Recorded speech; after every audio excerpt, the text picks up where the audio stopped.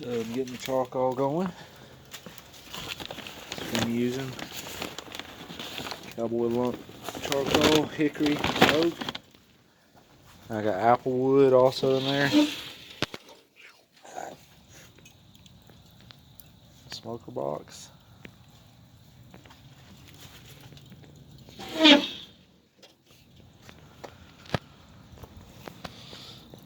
I got the damper closed a little bit because I don't want it to get up to temperature too fast. Right now it's at 175. It's climbing. Just dumped that first batch of charcoal in there, so I'll do a second batch.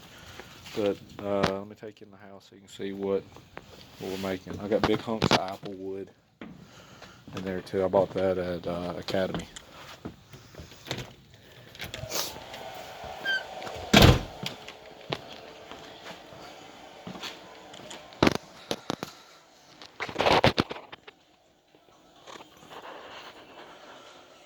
So I'm making a ham for Christmas Eve. Hey baby, how big is this ham? 11 pounds you said? 10 pounds. Just mustard, salt and pepper, steak seasoning. Sea salt is what we used. Please like and subscribe.